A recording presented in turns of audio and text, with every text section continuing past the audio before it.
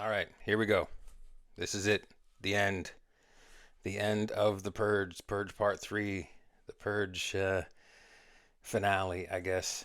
So let's get through the rest of my records that are going back. Or once again, I will remind, just like I did in the last two videos, if anyone is interested in any of these, whether it's one record or five records or eight records or 20, if you're willing to come pick them up or to pay the shipping, yeah, they're yours. No charge for the actual records because I don't remember what I paid for them anyway, and it's not that big of a deal. And it's a vinyl community spirit kind of a thing. Pass them on. So if anybody's interested, get in the comments, send me a list of what you want. First come, first serve, and yeah, let's see what we can do. Um, yeah, it's nice to be able to get rid of a bunch of stuff. It does make room. It means, it cleans up the Discog store, gets rid of a lot of filler. At first, I put the stuff all on the Discog store just because you need stuff. Nobody wants to go to a store that's only got 50 records in it. It's the same as your local record store. That's why they have dollar bins and 3 for 10 bins and stuff like that. You got to have stuff to fill the space so when people walk in, it's not just a few things scattered around. It's the same on a Discog store. But now that I've kind of built up the collection with better quality stuff, I can purge that stuff or hand it off, donate it. Well, maybe not donate it. Donate it. Pass it on to fellow vinyl community members or take it back to the record store and get some credit for it. But yeah, some people don't like to get rid of stuff because they think they're going to regret it later on. I don't really get that.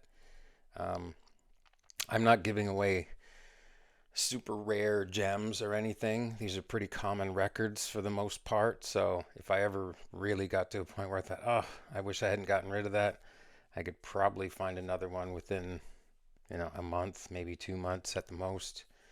So stream it until that point and then, then go and get it back. So let's get to it. The end. The end of the Purge. Part 3 right now, coming up. All right, here we go. The beginning of the end. Section 3 of the Purge. Let's get rolling. Georgia Satellites. Land of Salvation and Sin. I bought it because it was clean and I hadn't listened to it, and it's not as strong as their other records, so I'm letting that go. Benny Goodman. I'm letting that go because it's Benny Goodman and I'm just not that into it. There's something that everybody has or has seen multiple copies of. Chicago at Carnegie Hall. I really, really like Chicago. I have a bunch of Chicago records, especially the first couple of records are fantastic. This is just Chicago overkill. So I don't need a 4-disc Carnegie Hall collection. Somebody else can have that for cheap. Same goes with the Benny Goodman box set. Like, what the hell was I thinking? There's another copy of Truth. I don't know where that one came from because it got played about as much as that first copy that I had, which would be not at all. Buck Owens and his Buckaroos. Buck Owens is a very good guitar player, but I never sat down and listened to this record for whatever reason, so I'm going to send it back. George Carlin, funny guy, comedy records, just not a thing anymore. Chase, I bought that early back into my collecting, and I think I listened to it once and it just didn't appeal to me, so somebody else can have it. Mahalia Jackson, undeniably fantastic voice, but again, a little too Jesus-centric for me. Onward Christian Soldiers, The Holy City, Abide With Me, The Lord Is My Light. You get the picture. Something Special, the best of Tommy James and the Shondells. I do like Tommy James, but I mean, I think we're alone now. Everybody knows that. It's been covered 10 times. but there's other Tommy James songs that I like more that are not on that compilation. Casey Kelly, another singer-songwriter, again on Elektra, so it's a little bit folky, and it just didn't do, oh, Jesus, that's a bad haircut. And it just, yeah, didn't appeal to me. Errol Garner, he's got about 300,000 albums, and I've got a few, so I don't need this one. Or this one. Genesis, Lamb Lies Down on Broadway with a big drink stain on it and a water stain, and I've got a much better copy now, so that one's going away. Gigi, yeah, who doesn't love the Gigi soundtrack? I think the only reason I bought this is because this album was featured on the cover of Pink Floyd's Ummagumma. Then they had to blank it out because they didn't have permission from MGM to use it. So I'd rather have a copy of Ummagumma with this showing on the cover rather than an actual copy of this record. Carousel, yeah, no. The Music Man, yeah. Like, nice covers, and the records are in good shape, but the music is just not for me. Blake Edwards produced Peter Gunn movie. Didn't know anything about it, played the record. It's not very good. And it's Henry Mancini, and I love Mancini stuff, but this is just Mancini trying to be a little bit more modern and just, yeah, doesn't appeal to me. The A's, I just bought this not that long ago. It's supposed to be like early power pop, but it's a very, in my opinion, a very washed out power pop. The Crusaders, which used to be the Jazz Crusaders, they were better when they were the Jazz Crusaders. This one, the voices are still good, but the songs just aren't as strong. Jess Roden. Jess Roden ended up being the lead singer in, I can't remember what band it was, but I gave it a whirl, but the voices just reaches a little bit too far. Juice Newton was huge for a few years and then kind of went away. That cover of Angel of the Morning was really, really big. Queen of Hearts was really big, so this was a huge record, but yeah, I'm just happy enough to hear it randomly on the radio now and then. I don't need a copy of it. Barclay James Harvest is another one of those prog bands that the way they lean is just not the way I lean, I guess. So yeah, I've got a few of the records that I like enough, but this is not one. Jazz Ultimate, Bobby Hackett, Jack Teagarden. I tried it. I didn't like it. Richie Havens, Mixed Bag, the record that came out after Woodstock. So it says the Woodstock Showstopper, Handsome Johnny, included in this album. But the live version of it is much more powerful, you know, with the crowd and the performance. So it's not terrible, this record, but it's not great either. So somebody else can live with that. The Secret Life of Harper's Bazaar. Harper's Bazaar has Ted Templeman as a member. Ted Templeman, who went on to produce Van Halen's, well, quite a few of Van Halen's biggest records. I think Ted Templeman did Alice Cooper records as well. But that's kind of why I bought this. And it's a long way from Van Halen, let's put it that way. Prestige Records, well-known jazz label, so I thought, okay, that's probably worth it. Wrong again. Head East, live. I do like Head East. Flat as a Pancake is a really good record. Great vocals, great songwriting. But, again, a double live record. I'm just not really into live records, unless it's Peter Frampton. The Human League, Crash. This was a huge band in the mid 80s. And then the song Human was pretty big off of here, but that was about the only really good song. That's why I bought it. I listened to it. Now it can go away. Autograph, Sign In Please. They were really big around the same time as Human League, oddly enough. This I would have kept, but it's a bad pressing. It's a noisy pressing. So yeah, I'm just gonna let somebody else deal with it. I will advise them of that when I bring it back though. Chet Atkins, fantastic guitar player, but yeah, some of these albums are just tedious, and this is kind of, for me, it's one of those. Not everything Chet Atkins did was great. Same could be said for Bad Company, Rough Diamonds. It was not a winner. Not really any great songs on there. A few good ones, no great ones. And Desolation Angels, kind of similar. Rock and Roll Fantasies on there, but that was never one of my favorites either.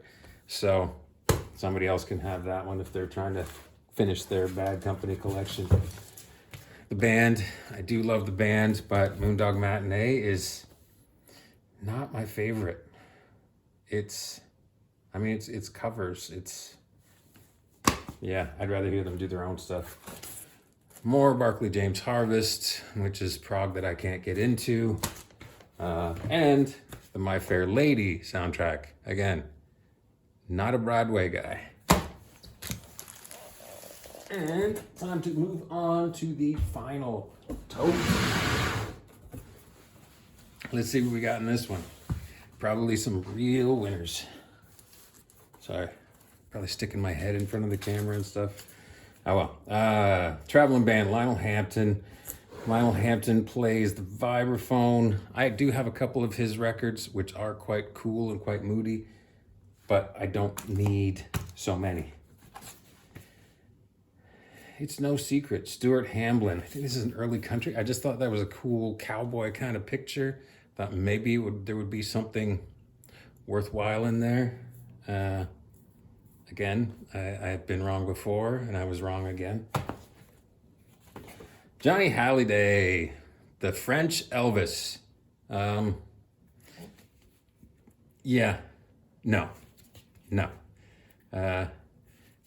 It doesn't do anything for me. I mean, it is all in French, which isn't an issue. I don't mind music in other languages. It's not the greatest record, in my opinion. Somebody else might want to fight me over that. Justin Hayward and John Lodge, Blue Jays. So this is, from the Moody Blues, Justin Hayward. I thought this might be a good, mellow, moody prog record. For me, it's not. I didn't think it was very impressive at all. I can't even say this dude's name. But it was on CTI. That's why I gave it a go. Because quite often things on CTI are experimental but good. This one, it didn't win me over. This, probably one of my favorite records ever. But again, this is it's a copy that looks really good and sounds like death. It's a terrible sounding pressing for whatever reason. So if somebody wants a $2 copy of LA Woman, that's the one for you. George Lewis, again, it's on Verve, so I think, okay, it's on Verve, I'll give it a go. It's jazz, but it's just not my kind of jazz. It's more Dixieland big band kind of jazz, and that's not for me. Viking jazz band. Again, Storyville is a cool label, but this is just not my style of jazz. So I ended up buying stuff, and it was just not what I thought it was going to be. The Lost Gonzo Band, I just thought that was a scary ass cover, so thought I'd give it a go. And yeah, it can go. Casually Classic. I just saw two guys, Latin descent with classical guitars, and I thought, okay, that's probably pretty cool.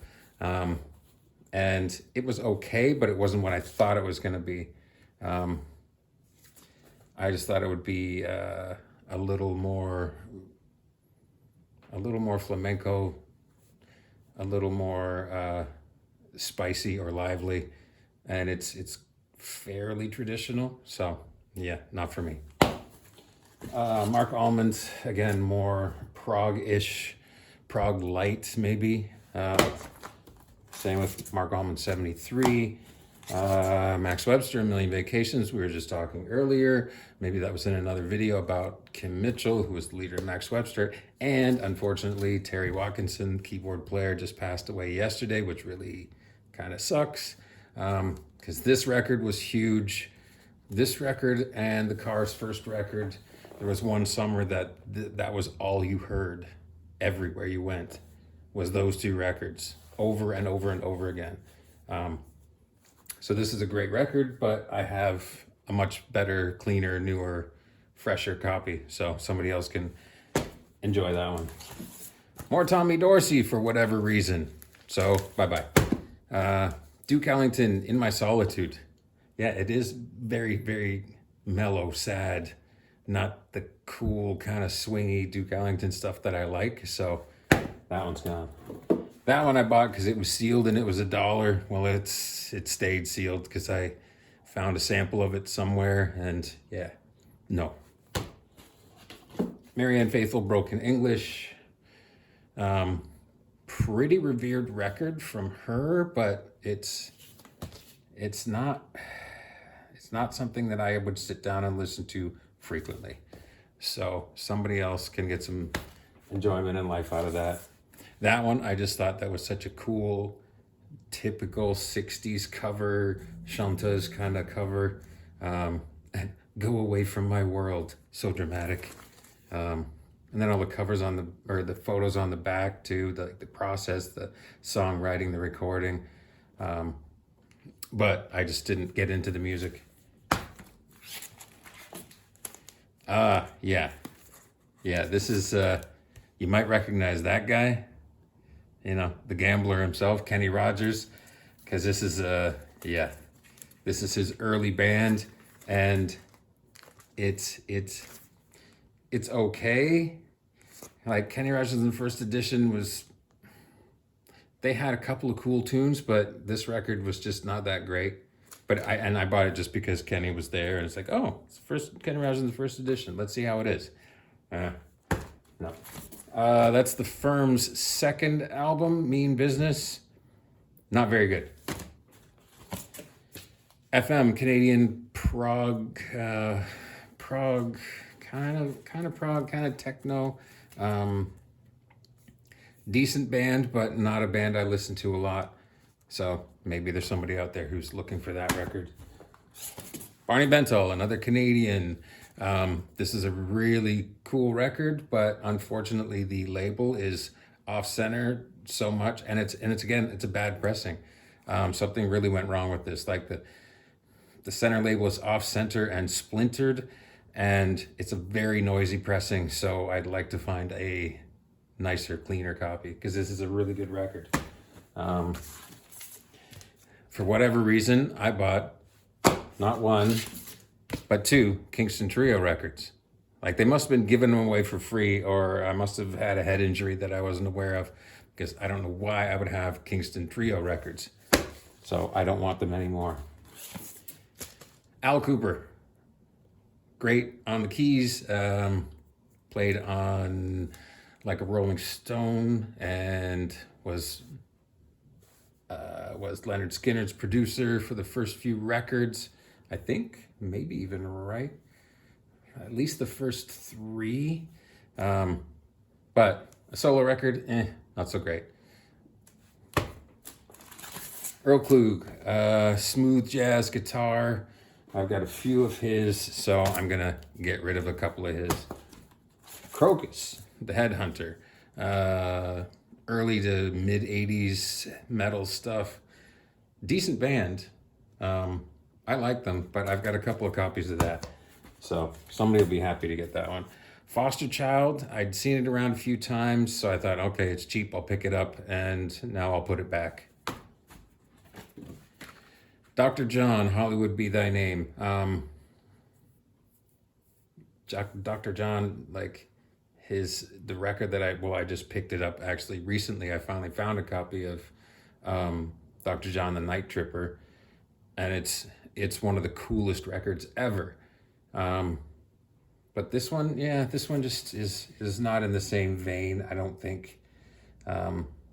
Produced by Bob Ezrin. That's who produced Alice Cooper. Bob Ezrin. Yeah, not Ted Templeman. Okay.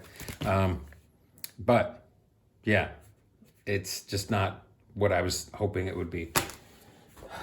Now, this one. Jesse Winchester, singer-songwriter. I've got 3 copies of this somehow. 1, 2, 3. I think one of these I bought for myself, and the other 2 came from my friend Chris's dad's collection.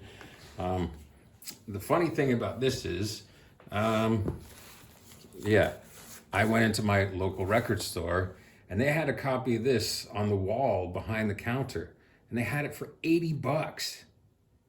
And I asked the guy, I said, why is that $80? Like, is it autographed? Is what is it? And he's carefully taking it out. I said, that's an $8 record all day long, if you're lucky. So the next time I went back, it wasn't in the on the big wall or anything. It wasn't marked for $80, but they still had it listed for 20. And it's like, that's still an $8 record. So, I mean, I don't know. If they want to give me, $80 a piece for 3 of these, I'll take it, but that'll be their mistake. Clapton, one of his lesser known records, No Reason to Cry. Yeah, just, everybody, has a rough patch now and then. Eric Clapton had a rough decade or 2, so I think this fell into that. This one I bought because it was just funny looking, and the music is as bad as the cover is. Yeah, I don't even know how to describe what this sounded like. It was bordering on tragic, but yeah, not. You can look it up and you can give it a 3-second sample and you will have had enough. This is a Bearsville Records sampler. That's got Foghat on it. It's got Liar on it. It's got Rundgren on it. It's got Jesse Winchester on it. But the Rundgren songs on there, I already have them. So I just thought it was interesting to find a Bearsville sampler, but it's not that great of a record. Danny Kirwan, who was part of Fleetwood Mac back in the Peter Green days. I gave this a listen, and it wasn't that good. He was really good with Fleetwood Mac. He was not so good on this one. The Kinks, State of Confusion. I bought that when it was a new record because I really liked Come Dancing and I liked State of Confusion. Yeah. Don't Forget to Dance was a good song. Yeah, there was a few good songs on here. But I just don't listen to it enough. So somebody else can enjoy that. More comedy. Bob Newhart. More Barclay James Harvest. I don't know what's worse, Barclay James Harvest or Bob Newhart. And more Barclay James Harvest, the first one, but I've already got a decent copy of that one and a German pressing of that one. So that's enough. Barefoot. Bought this one when I was in California because, is there a picture? Yeah. That guy is Rick Danko's brother, Terry. So Rick Danko from the band, that's Terry Danko, his brother. Made a few records with this band, but I never heard of them until much, much later on. And I was looking at this record and read the name. It's like, oh, okay, so that's him. But the album wasn't that great. Eric Anderson, when they're trying to, break these new singer-songwriter kind of guys and it fails, that's kind of where this one falls for me. Ray Charles and the Sounds of Rhythm and Blues. So another Ray Charles compilation that, there's a lot of them. Ray Charles live in concert. There's so many Ray Charles records in here. The original Ray Charles, limited edition for collectors. Ray Charles, The Genius Hits the Road. I've actually got this one, just a much nicer, cleaner mono copy. And last but not least, Ray Charles ingredients in a recipe for soul. This is the last of the purge for now. Um, and like I said, a ton of Ray Charles. So that is it. If anybody has any opinions about what anything they've seen or opinions that contradict my opinion, leave me a comment and tell me why you think that way or why I'm wrong. I'm all right with that. But anyway, thanks for watching, and don't forget to like, subscribe, comment, do all those things, and I will see you in the next video.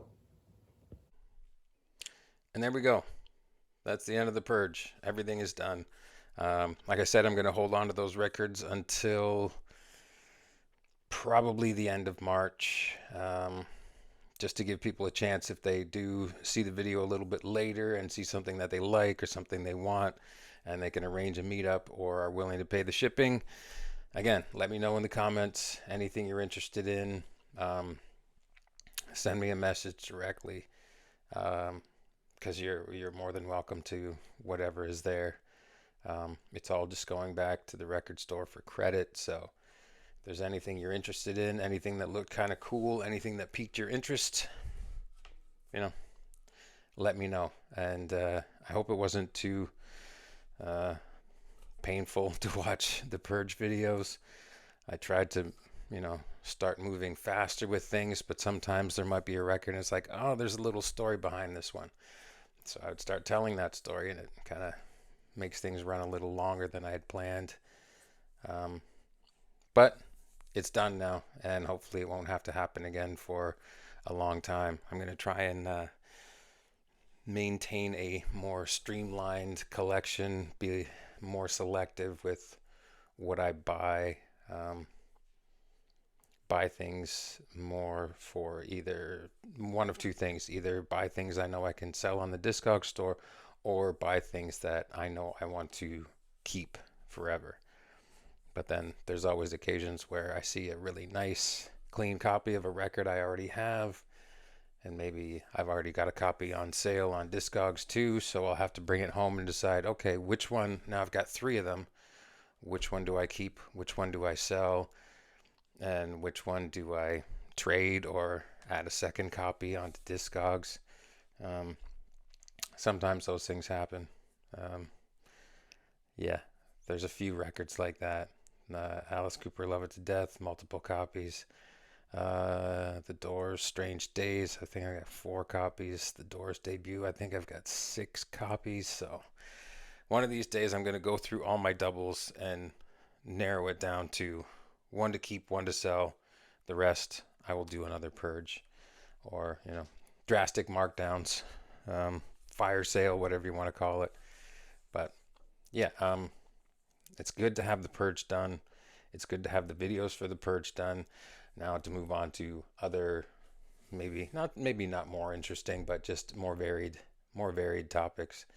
Like I said at the beginning of the first video, I've gotten into online sales, online auctions, and then I had a couple of, a few really nice breaks and a few unfortunate things happen in relation to those online auctions, and then the big purchase. So I'll get into that. Soon, I promise.